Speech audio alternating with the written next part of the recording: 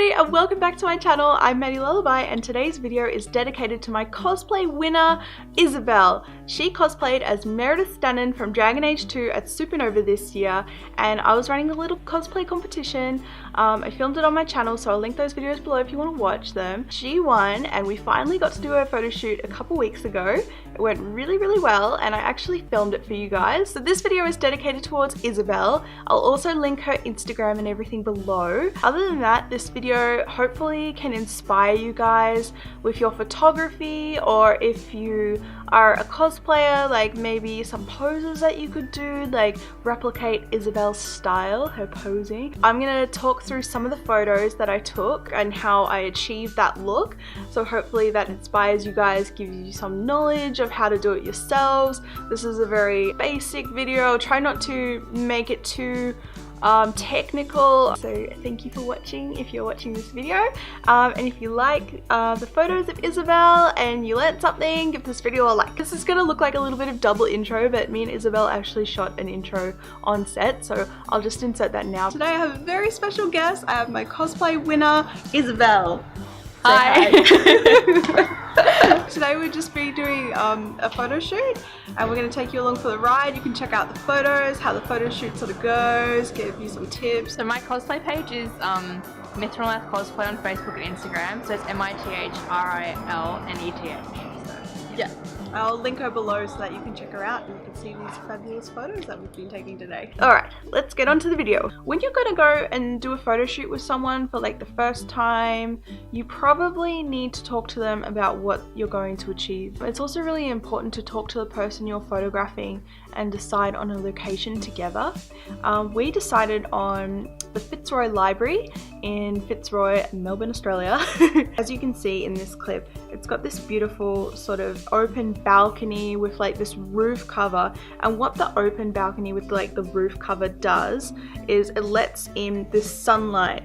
So the roof kind of cuts off the sunlight and it lets in this beautiful beam of light coming through. So we got this like beautiful shot, this beautiful like, oh, it's gorgeous. If you're interested in what specific type of weather we were shooting in, it was overcast, the clouds were kind of moving, sometimes the sky was a bit clearer with no clouds, and sometimes the sky had like a lot of cloud cover. As you can see, I posed Isabelle just in front of the wall because I love the grainy texture in the concrete wall.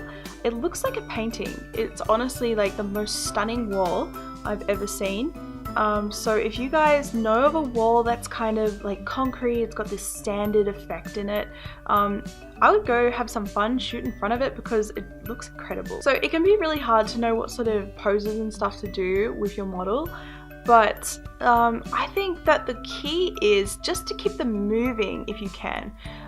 In this particular photo shoot, we kept with the very strong poses. We didn't do too much moving, although I did try to get a lot of variation regardless of that. Now if you do have a strong character, you can go under, so you can have them above and you go under them, and then in frame they look very tall and mighty in the shot, and if they're a strong character, that's a good look to have because it kind of emphasizes their power.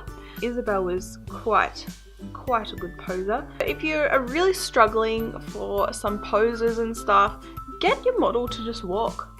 We did some walking shots and I mean a lot of them weren't that great because like obviously when you're taking walking shots you're just kind of like click like I want to get the right shot, unless you like pose your model and you make them step out and then come back in, step out and come back in. Like I couldn't be bothered with that. So I made Isabelle walk back and forth, and then we got some good shots like that too. It was a very powerful walking one which I chose to edit. All these photos that I'm taking today, I'm pretty sure they were all on 2.8 f-stop, which is very low.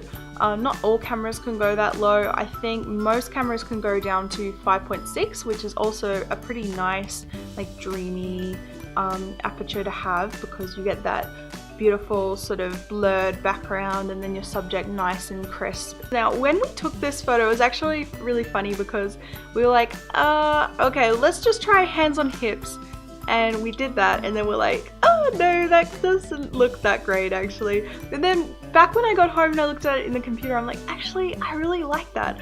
Like when we did it Like, I don't think Isabelle was fully in it, and I don't think I was fully in it, but we were just like testing out different poses, and then we looked back on it, we're like, actually that one looks pretty cool.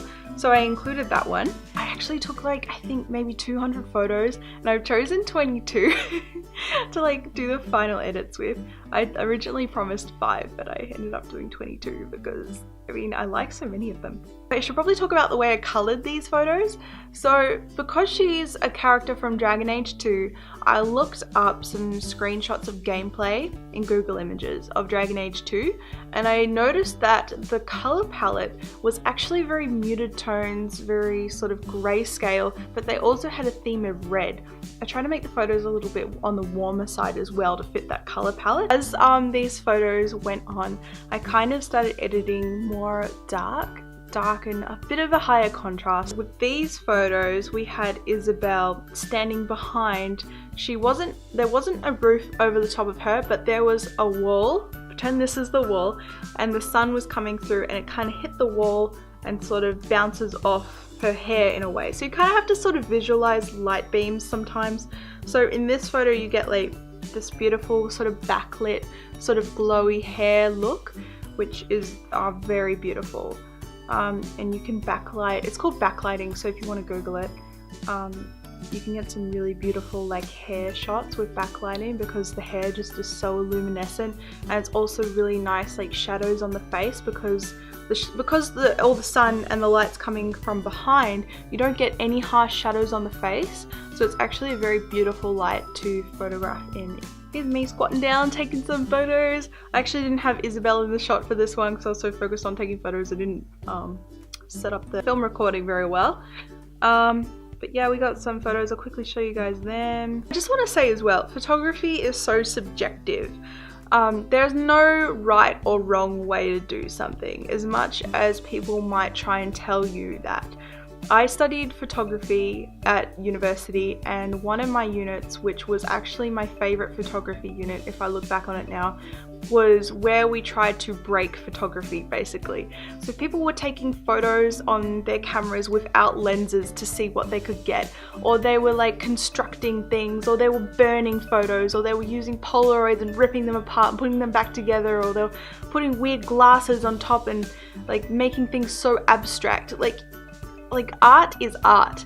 You can do whatever you want. So don't ever look at something you do and think, oh, that's bad because it doesn't look like this. Like, what if you took that thing you did and you pushed it further and you kept exploring like where it could go? Like just get creative. Like, you know, like art is whatever you want it to be, and don't let anyone tell you that it's wrong, because it's not. So what I'm telling you right now is just some stuff I did. If you want to do it a different way, go for it. Like, you're gonna be amazing at it. I know it. Yeah, anyway, enough of a rant. So that's it. Thank you so much for watching. And I just wanted to say a big thank you to everyone who subscribed to me recently. I can't believe it. Like, hello. Like, I don't know where you've all come from. Actually, I do know where you've all come from. But for the first couple days, I didn't know where you guys were coming from. And then one of my friends linked me a Bored Panda article that I was featured on for my easy self-portrait.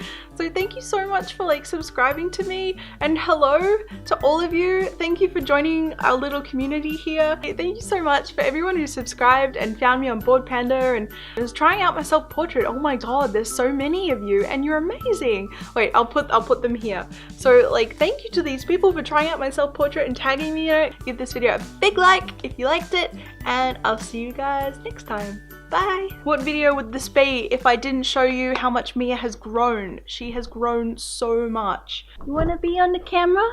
Do you wanna be on the camera? Hey! No! I put makeup on Mia!